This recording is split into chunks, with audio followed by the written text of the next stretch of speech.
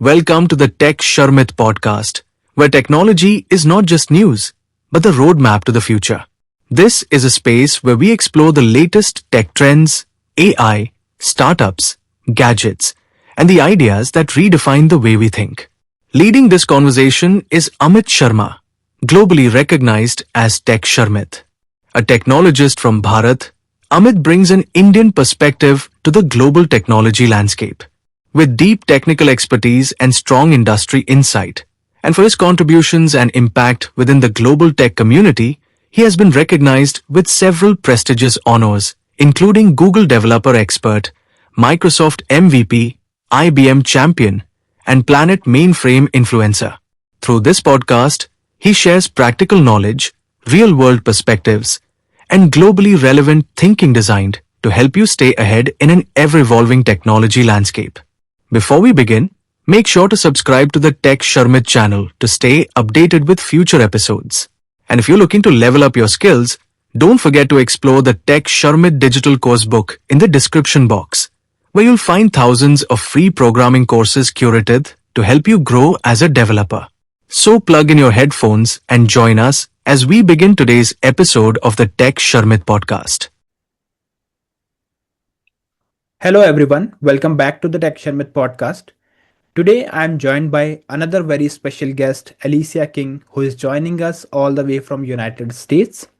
If I talk about Alicia, then she is one of the well-known Microsoft MVP, ER transformation leader, and advisor to CFOs and CIOs with over 15 plus years of experience leading implementation across 14 plus countries. She has been a part of more than 100 successful ERP transitions and focuses on helping organizations minimize disruption, control total cost, and drive adoption during the complex system implementation. So in today's episode, we will talk about the ERP strategy, enterprise transformation, and also the AI in modern ERP system. But before we deep dive into this, I would like to thank Alicia for joining us today in this episode. And now I request you to please initiate the discussion by telling us a bit about yourself. My name is Alicia. I live in Greenville, South Carolina in the United States. I've been in the Microsoft space since 2009. Became a Microsoft MVP about 3 years ago. And it's super exciting to see how things have transitioned through technology since 2009, actually. And so I'm super excited to have this conversation today to talk about the different components of how technology has transformed and is transforming our industry. So, Amit, it's a pleasure being here today. Okay, all right. So Alicia, although we have, I'm sure our audience also have explored so many other definitions for the ERP, but you have described the ERPs in a most interesting way. That is like you have described ERP replacement as the heart surgery while running a marathon. So what was the moment in your career that made that analogy click for you, and how it all came into your world?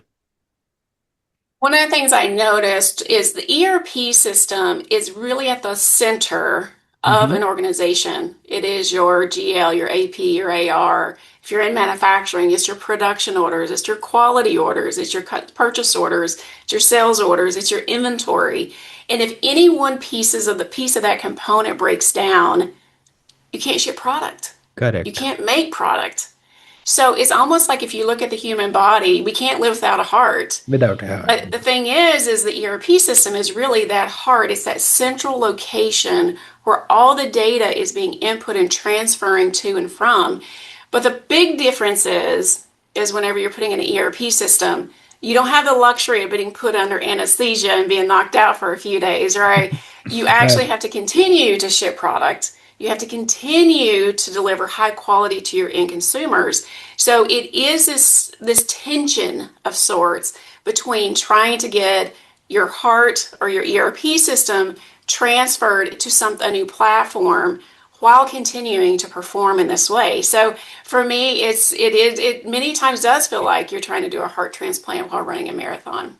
Yeah, and I think this is the best relatable example. And I'm sure those who are from the ERP background, they can also relate with the things that you just shared. In fact, those who are from the non-technical background, they can also understand the importance of ERP system when we relate it with the herd. So I think this is the best description that anyone can share. Okay. All right. So now we will talk about your overall journey. But before that, like you have led implementation across 14 plus countries over 15 years. So what do you think? Like, what did early Alicia get wrong that seasoned Alicia now gets right after so many years in the IT industry? When I first started out, so I've always been in consulting, first off. Okay. So when I was in college, when I graduated, I was actually while I was in college, I started working for a consulting firm.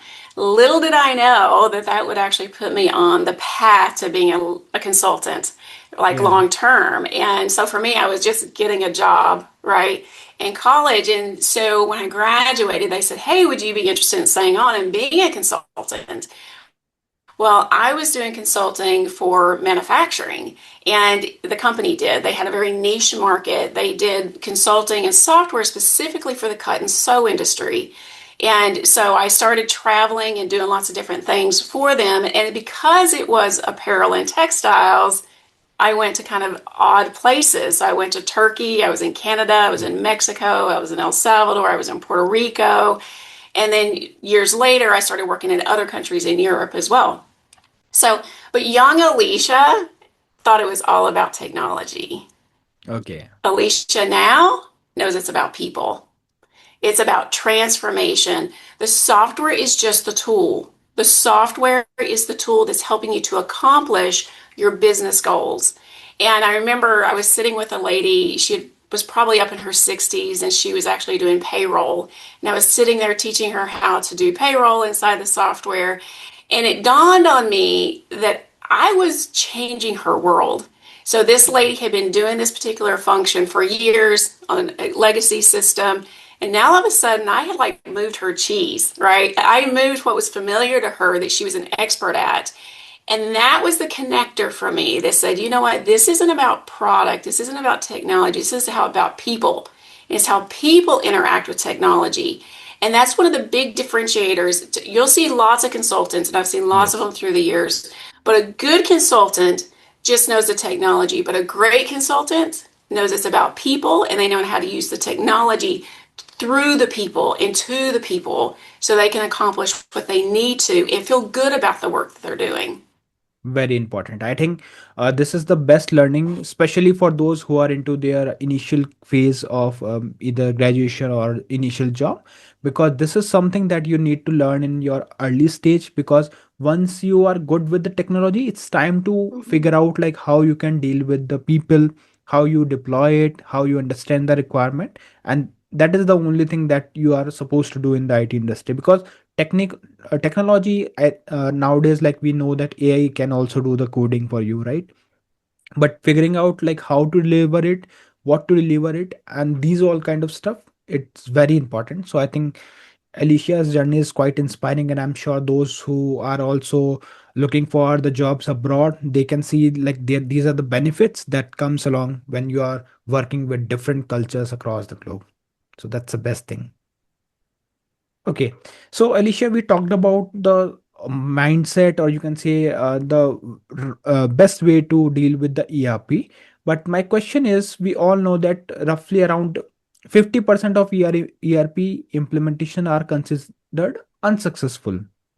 So, from your point of view, what's the one single most common reason behind intelligent, well-resourced team still fail? Like we know that they have implemented the things, they have a well-resourced team, but still their ERP system got failed. So, what do you think? Like, what are the common issues that could be there? You know, I'd like to tell you a story because I think it may illustrate where Yeah. this comes from. So, I worked with a company one time and they were already kind of in a failed implementation. And they brought us in because they're like, hey, you guys are experts at this, you can save this project. And Here was the problem. It's like, I mean, that's one of the nice things about doing this for a long time is you start to pick up on patterns. And Yeah. whenever we first started meeting this with this company, we met with the IT director, and they were like, "This is an IT project, and we don't care if the business likes it or not. We're pushing it onto the business, and the business will adopt this." Hmm. Red flag.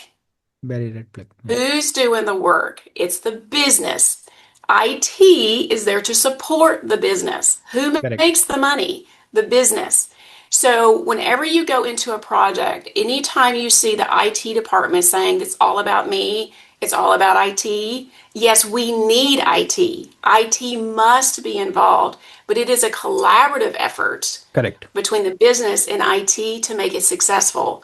And largely what I found is if you have IT saying it's all about IT and they're pushing it, it's that mentality, that thing of like, hey, I don't like you, or like if you like it or not, I'm going to push it on you. That is a red flag of failure. And also on the business side, if the business comes up and says, we don't care about IT, we're going to do what we want to do, failure. And that is one of those are the red flags you're looking for. It's the mindset. If you go into a project saying, hey, this is a business and IT venture, and together we're going to be successful, you will be successful. But one of the other key things that will cause an ERP implementation to fail is lack of discovery. Okay. On one of the projects I worked on, they were like, oh, we'll figure it out as we go. Just start working without doing a solution verification process. Well, if you don't have a roadmap, you don't go anywhere. You get Hmm. sucked down these rabbit holes because someone has a very strong feeling about something, and you end up doing tons of modifications and customizations. If you don't want to change the way you do things, don't change your system. Yes. If you want to, if you drive a Ford Escort and then you get a Corvette and you're like, hey, I want the Corvette to run like the Ford Escort, Yeah. keep your Ford Escort. Okay. It's a mindset. And again, the software is a tool. So it's not so much that you have to totally change the way you do your business to accommodate the tool. It is a tool. So you're going to say, how does a tool fit with my business? And how can I get the tool to be effective in my business? It's not to say, how can I keep my business the way it is today? If you don't want to change, don't change. And I think that's what happens in a lot of ERP implementations is people come up and say, oh, I'm going to do an ERP implementation, but they haven't done the inside work, the Correct. mind shifting that they need to be successful. And so, as a result of that, that's why the statistics are that 50% of ERP implementations are deemed unsuccessful. So, it starts at the top. The management, the leadership, the people making these decisions have to start with the why are they changing the system and are they willing to take the Hmm. Right. changes that are necessary to be successful. And then they have to partner with the right partner because that's also key. A lot of times people go into implementations saying, oh, I'm going to do it the cheap way. Well, Hmm. guess what? Just because you have a warm body that knows what buttons to click doesn't mean they're going to help you do a good implementation. You have to have the consultants have to have the skill sets to ask the right questions, to understand the business, to implement the product, the tool successfully. Because D365 is huge. And Correct. I mean, if you go in there and you just say, oh, I'm going to do purchasing without doing an analysis on how you want to do purchasing, what is your business goal? What is your why? Then it's not going to work the way you want it to work.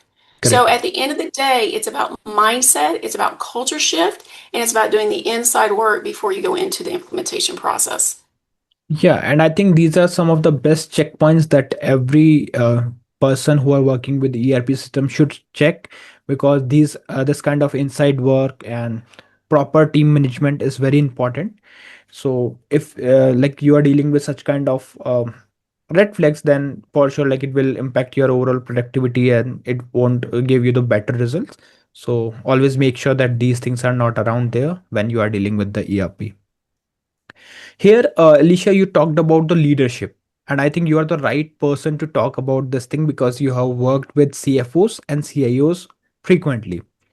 And what I believe, like CFOs and CIOs often share the same boardroom, but they have completely different definitions of successful ERP.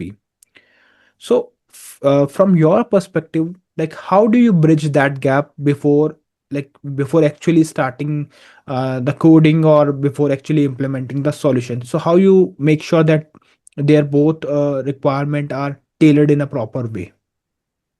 Well, a CFO and a CIO think very differently because a Mm-hmm. CIO is all about how do I get my systems to work? How do Yes. I keep the system up? How do I keep the risk down from like cyber attacks and those kinds of things? The CFO is looking at it saying, how do I get adoption across the organization? How Correct. do I make sure I can get invoicing out? How do I make sure I have cash flow? Because if they actually go through the implementation process and it's not done well, guess what? They may not be able to get invoices out.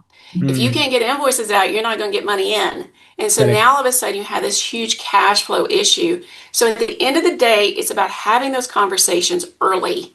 Those CIOs and CFOs need to get in a room together and they need to talk about where their business is going, where they want to be in 5 years and 10 years. Because an ERP implementation is not something that you do and you're like, oh, in 6 months, I'm going to change it again. It is a long term plan. So it's Yes. important that they get in a room together and they talk about who their customers are. Well, how do they want to serve their customers? Anytime you start a process, you always want to start with the end in mind. Correct. And then you back into the how. So if I was a CFO or a CIO, I would say, hey, let's get in a room together. Let's say, hey, where does our company want to be in 5 years, 10 years from now? And then back into the strategy on how we're going to get there. Someone told me this, and it's such a good test to do. If Mm-hmm. you're ever starting a new business or you want to advance your business, what you do is you actually sit down and you write a reference letter to your future self.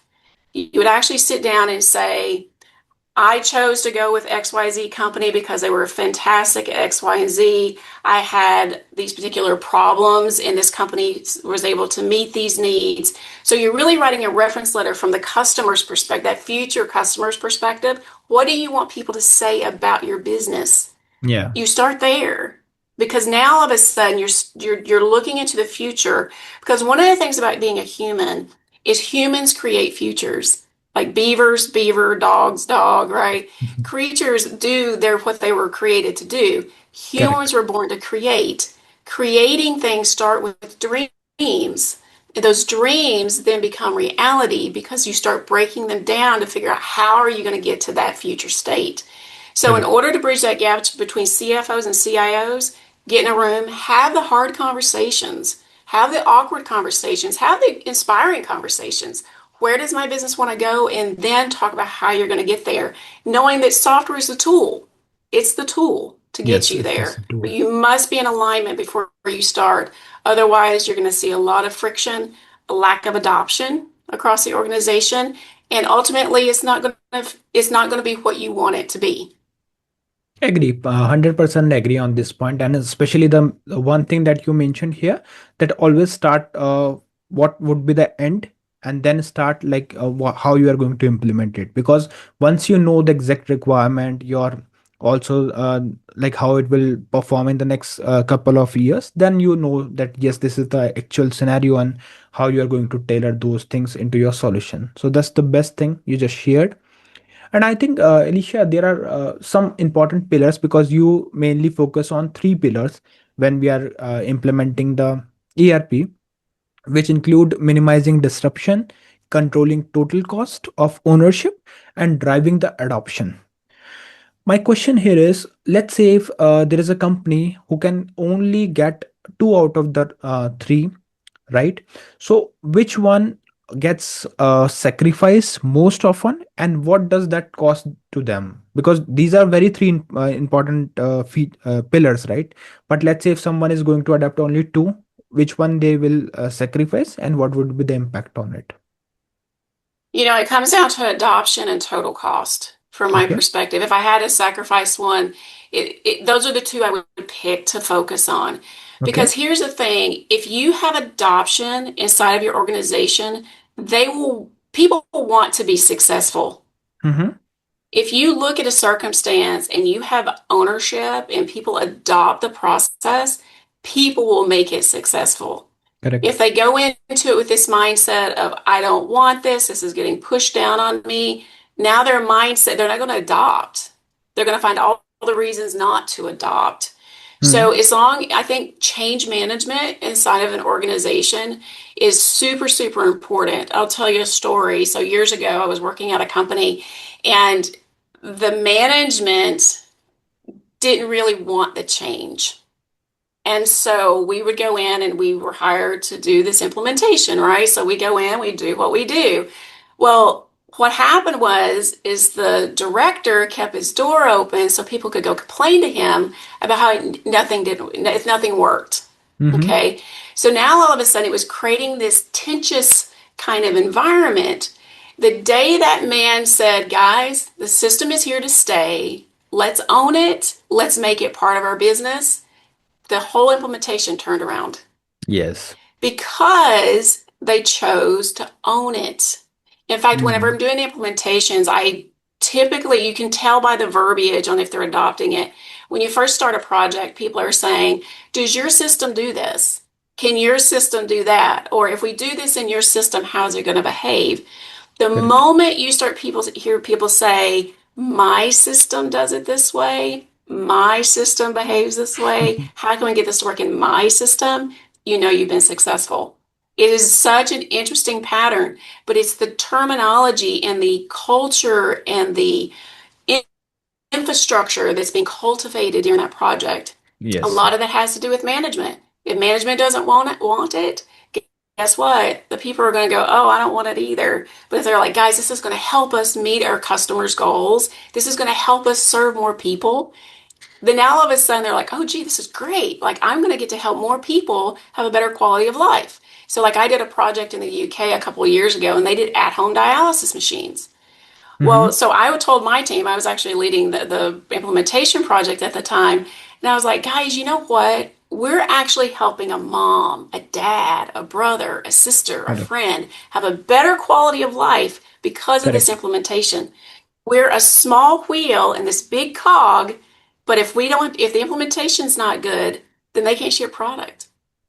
Yes. That means somebody can't dialyze that day, right? Now all of a sudden you're feeling this ownership because you realize what you do matters and it's bigger than yourself.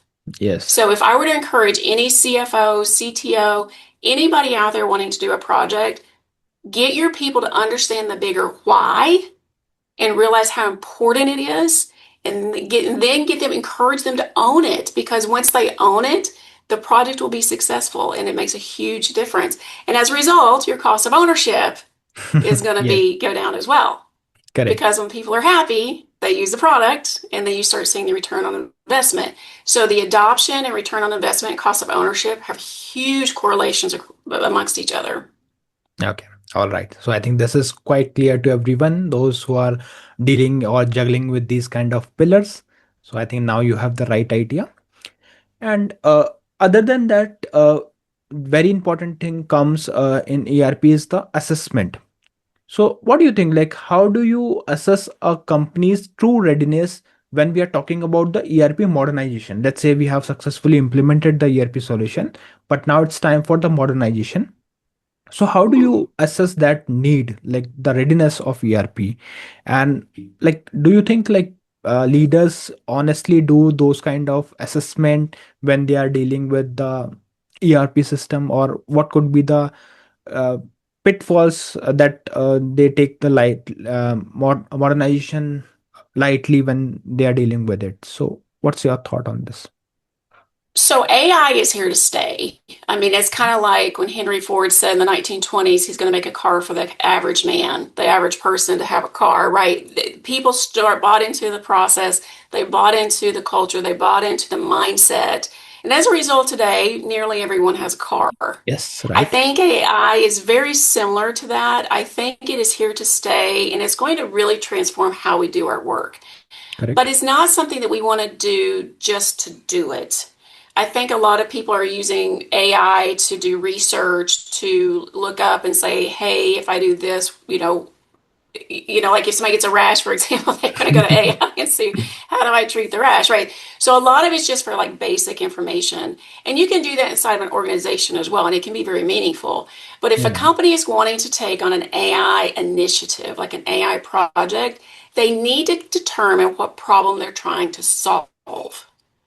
So let's say, for example, if you're in a business and you have, let's say, warranties. So Mm-hmm. let's say I'm an insurance company or I'm some kind of company or I have a product that has a warranty on it, and then I get all these warranty claims that come in, right? So it could be that someone used to had to read all the verbiage, they had to like pick it apart and they had to figure out like, okay, does this person can they make this claim or whatever. If it's an analytical type thing, then that could be a good reason why. So if you're a business, you want to actually say, what problem am I trying to solve? In the example that I gave you, you're trying to reduce the amount of human effort it takes to do the analysis on the contracts. You're trying to figure out, like, does it meet the rules to actually get this particular claim? Those kinds of things. So that could be a good example of when you would want to use AI. Yeah, But you don't want to just carelessly say, I want to do AI and then hire a company to come in without having a clear objective of what you're trying to accomplish. correct. So look at your business. The other thing about AI is it's not just about ERP. You may have a CRM system, you may have a point of sale system, you could have a e-commerce system. So when you look at your business about AI, don't think about it being for a specific tool like ERP. ERP is going to be key to that, Correct. but take a broader approach and say, how is AI going to help me across my business? And then go through it that way and understand what problem am I trying to solve. And when I solve that problem, what will the results be? So again, it's about Right. being intentional in it and then go to a partner and then say, or to someone that's doing the AI piece and say, hey, I want to solve this problem. How can you get me there? Okay. All right. So you just like we just initiated the talk about AI. So I think this is the right time to talk about AI from the perspective of Microsoft because you are one of the well-known Microsoft MVP. So what do you think? Like, because we know that Microsoft is pushing hard into AI-driven capabilities within Microsoft 365 as well. So how is that changing the conversation you are having with the CFOs or CIOs right now? Do you think like things have been changed now since like we all know that AI era is growing rapidly? So how it has changed for you?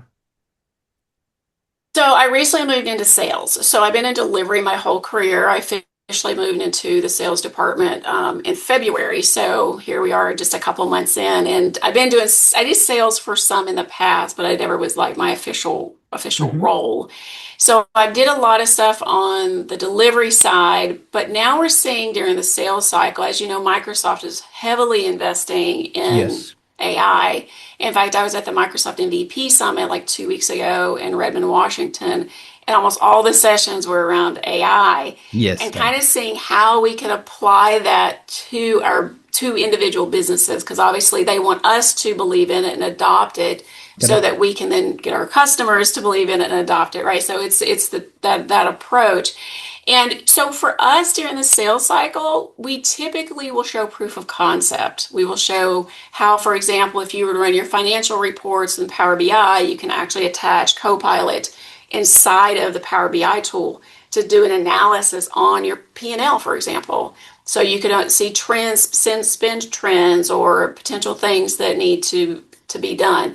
So there's different levels of it. We're also using Power BI, or excuse me, AI to import data into D365 using MCP. Yeah. So there's lots of different things. So typically what we do when we go into a talk to a customer is we kind of see what kind of appetite they have for AI. Some Hmm. people are like, no, we're not ready yet. Some people are like, yeah, I'm all in. Sometimes you kind of get people who are like curious, like, okay, well, kind of tell me what it can do. And Correct. that's kind of where we start because we want to do what's best for that particular customer. And it is definitely impacting how we do our demos and how we talk about the product and those kinds of things. So AI, for example, is used for invoice capture. So on the vendor Yeah. invoicing side, we're using, it used to be OCR, object character recognition, and now they're using the large language model, which again is AI. And so we're finding that Microsoft is embedding AI in the application. And like there's lots of agents now though. So there's a supplier's agent for on the vendor side. There's the approval agent for project operations. So they're embedding AI into the application. And so it really is shifting how we do our day-to-day work. Okay. All right. So, although like you have answered so many questions on ERP, but here I want to take one more question on ERP before we move further. And this is regarding because you are both practitioner for ERP and also a podcast host yourself. So, what do you think? Like, what question do guests never get asked about ERP that you think deserves a real answer when we are talking about the ERP solutions? I think it's why. You think you have Why? to ask people, why do you want to switch ERPs? What ERP is best going to serve your business? Because as we know, there's lots of ERP systems out there and they're not all the same. And part of what happens during like the cycle of sales is lots of times people say, oh, the software can do everything. It doesn't matter what the client asks. Oh, yes, it can do that. Oh, yes, it can do that. And at the end of the day, everybody in the back of their mind is going, we know ERP doesn't do everything. Yes. So that's part of the process and part of the questions that have to be asked. So inside of D365 Finance and Supply Chain, which is where what my area of expertise is in, it can't do everything, but it can do a lot. But here's where it can do everything. It can do almost everything inside of the Microsoft ecosystem Hmm. because it could be through Power Platform, it could be through Power BI, it could be through other technologies inside the Microsoft stack. Then you almost can do everything for most industries.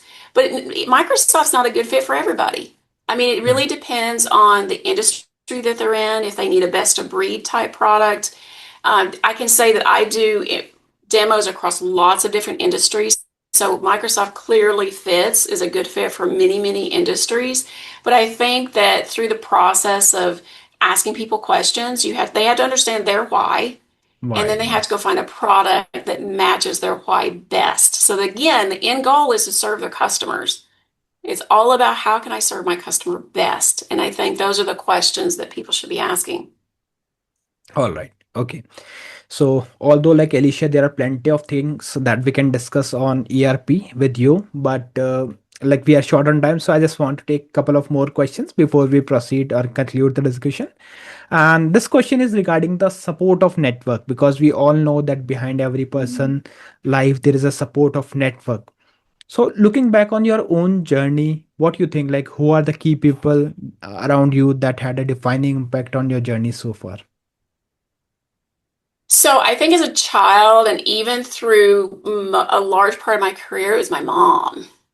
Yes. My mom was always there and I'll tell you where it came from. It was a belief system.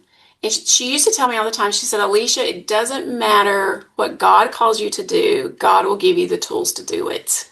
Perfect. That's what. It was this belief that anything and everything is possible and that you were born on purpose for a purpose.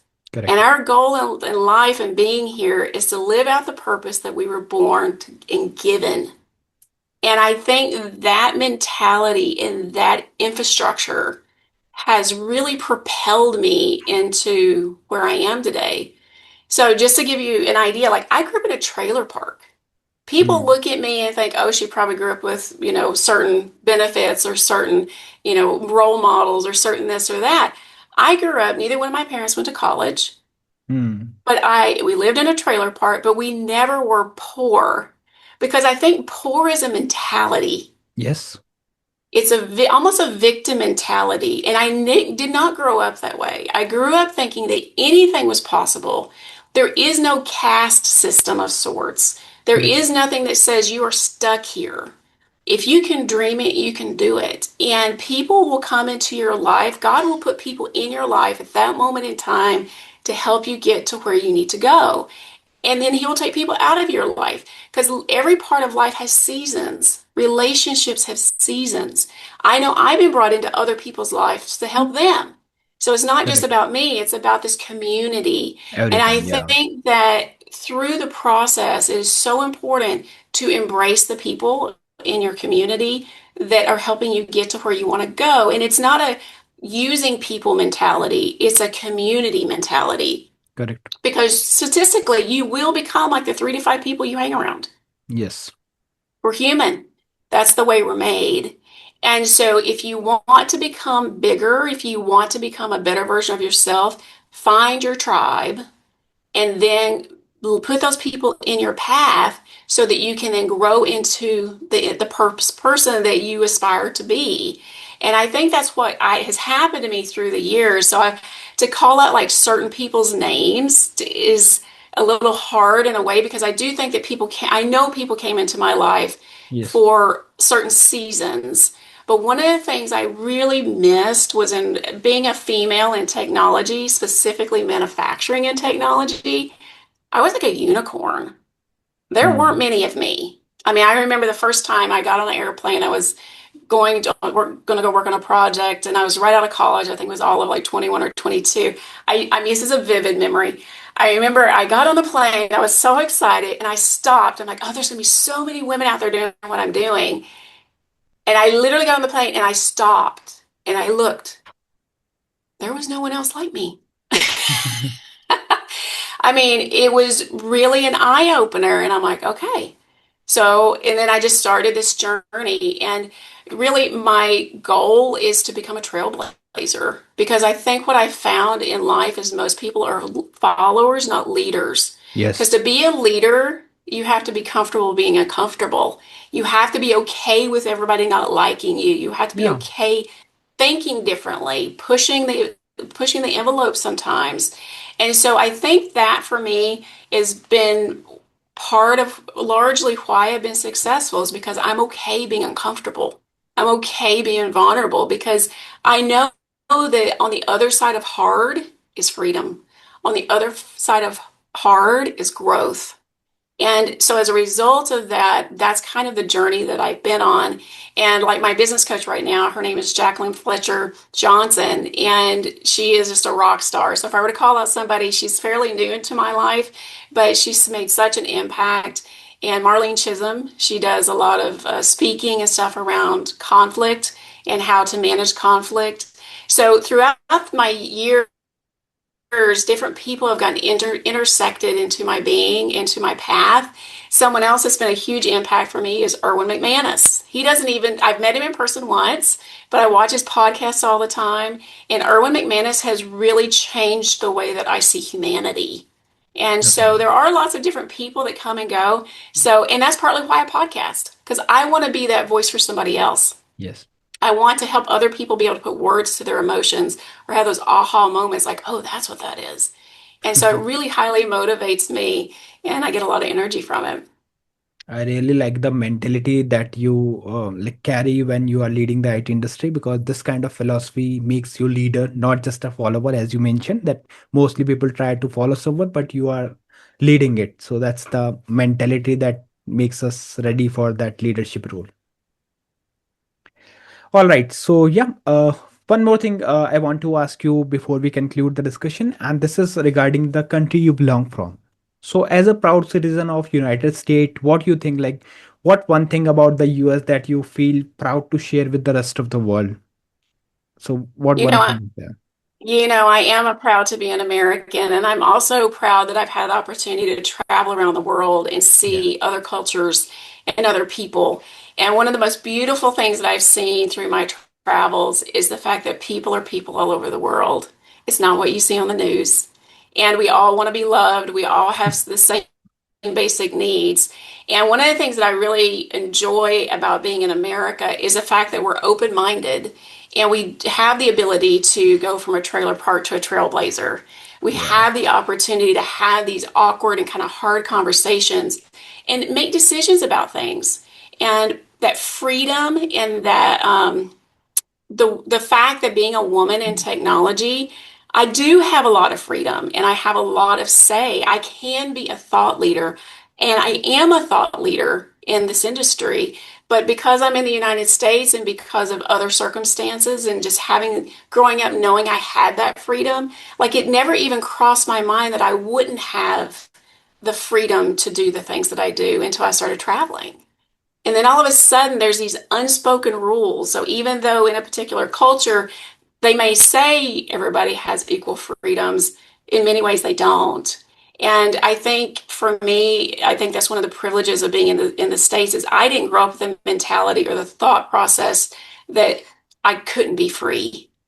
And so I think that's one of the things that I would like to, I have a lot of gratitude in my heart for that. And that's one of the things that I see it rolling out across other cultures as well. And it's really encouraging. And I would like to encourage other women in other countries even to take the bold stand and help make shift that mindset and get more women at the table. Yes. All right. So, yep. Thank you so much, Alicia, for joining us today in this episode and for sharing so much information regarding the ERP and other informational things. It was pleasure to talk to you here. It's a pleasure to be here. Thank you for having me. Thanks.